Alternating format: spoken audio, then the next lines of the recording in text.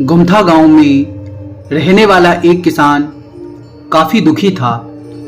वो अपनी जीवन की छोटी छोटी परेशानियों को लेकर उदास रहता था और अपने दुख के बारे में लोगों को बताता फिरता था। एक दिन उसे किसी ने सलाह दी कि तुम गौतम बुद्ध के पास चले जाओ, वे तुम्हारी समस्याओं का कोई ना कोई हल जरूर निकाल देंगे। उस व्यक्ति की बात सुनते ही दूसरे दिन वो किसान सीधे महात्मा बुद्ध के पास पहुंच गया। गौतम बुद्ध के पास पहुंचकर उन्हें प्रणाम करते हुए उसने बताया कि मैं एक किसान हूं और मैं अपनी खेती करके अपना जीवन यापन करता हूं। मैं यहाँ अपनी समस्याओं का समाधान लेने के लिए आया हूं। दरअसल कई बार हमारी फसल अच्छी होती है तो कभी बिल्कुल भी नहीं होती है। इससे मैं बहुत परेशान रहता हूँ। इतना कहने के बाद किसान ने आगे कहा कि मेरी पत्नी है और वो मुझसे बहुत प्रेम करती है, पर कभी कभी वो मुझे बहुत परेशान करती है। उससे मैं तंग आ गया हूँ। कभी कभी लगता है कि अगर वो मेरे जीवन में नहीं आती तो मैं कितने अच्छे से अपना जीवन यापन करता।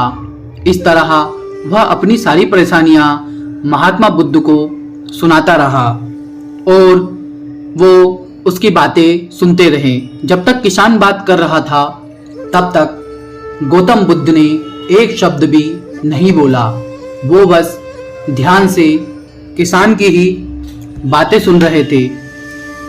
परेशानी बताते हुए किसान बोलता है कि मेरा एक बच्चा भी है, वो तो काफ़ी अच्छा है, पर कई बार मुझे परेशान करता है और मेरा कहना नहीं मानता। उसके ऐसे व्यवहार से मुझे लगता है कि वो मेरा बच्चा नहीं है। ऐसा कहते हुए किसान अपनी सारी परेशानियां महात्मा बुद्ध को बता देता है।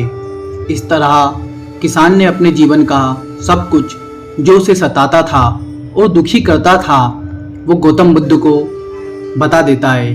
अब किसान के पास उन्हें बताने के लिए कुछ भी नहीं बचा था और उसका मन काफ़ी हल्का हो गया था।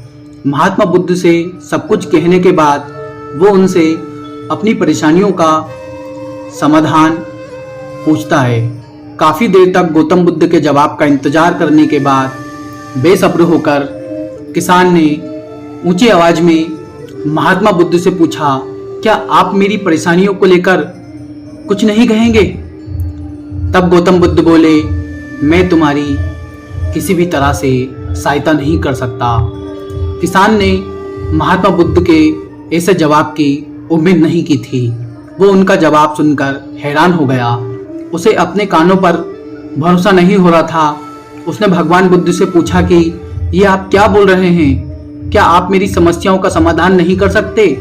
मैंने सुना है कि आप सभी की समस्याओं का समाधान करते हैं, तो मेरी समस्याओं का समाधान क्यों नहीं करेंगे?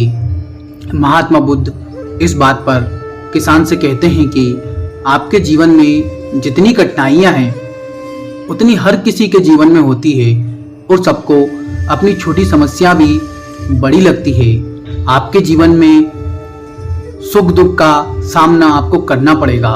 हम चाहे जितनी भी कोशिश कर लें, लेकिन हमारे जीवन में सुख और दुख दोनों आएंगे और जाएंगे। कई बार हमारे अपने हमें बेगाने लगने लगते हैं तो कई बारी बेगाने भी हमें अपने लगते हैं। सभी का जीवन ऐसी समस्याओं से घिरा हुआ है जिसका कोई समाधान नहीं है। अगर किसी के जीवन से एक समस्या जाती है तो दूसरी समस्या आ जाती है। ऐसे में तुम एक समस्या का आज समाधान कर लोगे तो तुम्हें कल दूसरी समस्या का सामना करना पड़ेगा। यही जीवन का एक अटल सत्य है। बुद्ध की बातें सुनकर किसान को गुस्सा आ जाता है और वो उन्हें बोलता है कि लोग आपको महात्मा कहते हैं। मैंने लोगों से ये भी सुना है कि आप सबकी परेशानी दूर करते हैं, पर मुझे मेरी परेशानी दूर होते हुए नजर नहीं आ रही।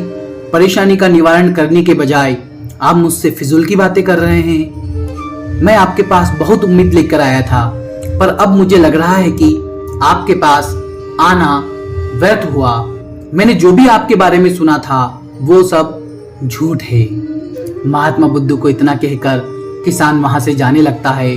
तभी उससे भगवान बुद्ध कहते हैं कि तुमने जो समस्या बताई है उनका मैं समाधान नहीं कर सकता, पर मैं तुम्हारी परेशानी का निवारण कर सकता हूँ, मतलब कि जो दूसरी परेशानियां हैं। बुद्ध की बातें सुनकर किसान हैरान हो गया और बुद्ध से कहता है कि मैंने जो समस्या बताई है उसके अलावा मुझे कोई और समस्या नहीं है, और है भी तो मुझे उसका ज्ञान क्यों नहीं है। बुद्ध उनसे कहते हैं कि आपकी समस्या यह है कि आप नहीं चाहते हैं कि आपके जीवन में किसी तरह की समस्या हो, खुद को किसी तरह की समस्या ना हो, ये सोच रखना ही दूसरी समस्याओं का कारण बनता है।